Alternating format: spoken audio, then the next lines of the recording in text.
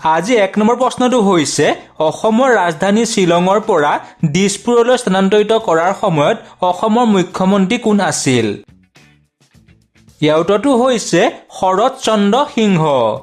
2 number প্ৰশ্নটো হৈছে অসমৰ ভাষা আন্দোলনৰ প্ৰথম শ্বহীদ কোন আছিল?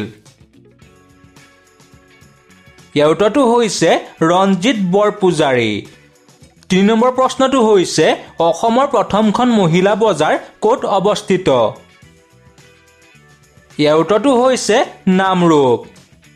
4 নম্বৰ প্ৰশ্নটো হৈছে ডক্টৰ হিমন্ত বিশ্ব শৰ্মা অসমৰ কিমানতম মুখ্যমন্ত্ৰী? ইয়াৰ উত্তৰটো হৈছে 15তম মুখ্যমন্ত্ৰী। 5 নম্বৰ প্ৰশ্নটো হৈছে হস্তি মহোৎসৱ কোনখন ৰাষ্ট্ৰীয় উদ্যানৰ লগত জড়িত? ইয়াৰ উত্তৰটো হৈছে কাজিৰঙা ৰাষ্ট্ৰীয় উদ্যান। 6 নম্বৰ প্ৰশ্নটো হৈছে অসমৰ কোনখন ঠাইত জুইশলাৰ কাৰখানা আছে? ইয়াৰ উত্তৰটো হৈছে ধুবুৰী। 7 নম্বৰ প্ৰশ্নটো হৈছে মহাভৈৰৱ মন্দিৰ কোনে সজাইছিল? ইয়াৰ উত্তৰটো হৈছে বাণৰজা। 8 নম্বৰ প্ৰশ্নটো হৈছে মামণি ৰয়ছম গোস্বামীয়ে কিমান চনত জ্ঞানপীঠ বঁটা লাভ কৰিছিল? ইয়াৰ উত্তৰটো হৈছে 2000 চনত। 9 নম্বৰ প্ৰশ্নটো হৈছে অসমৰ কোন ঠাইত বিলাতী মাটিৰ কাৰখানা আছে? ইয়াৰ উত্তৰটো হৈছে বোকাজান। আজি 10 নম্বৰ প্ৰশ্নটো হৈছে অসমত ডাঙৰ ভূমিকম্প কেতিয়া হৈছিল? ইয়াৰ উত্তৰটো হৈছে 1950 চনত। 11 নম্বৰ প্ৰশ্নটো হৈছে হালধীয়া চৰায়ে বাওধান খাই পুথিখন কোনে লিখিছিল? ইয়াৰ উত্তৰটো হৈছে হোমেন বৰগোহাঁই। 52 নম্বৰ প্ৰশ্নটো হৈছে অসমৰ লোকসভাৰ আসন কিমান?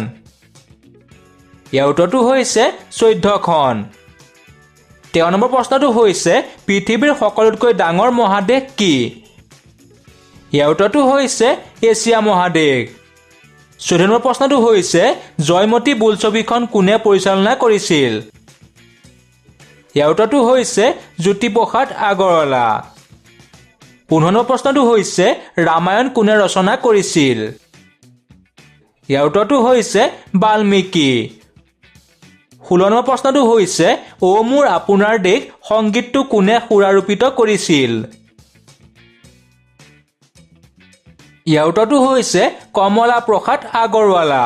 17 নম্বৰ প্ৰশ্নটো হৈছে কোনখন দেশক ভাৰতবৰ্ষৰ তৰোৱাল বুলি কোৱা হয়?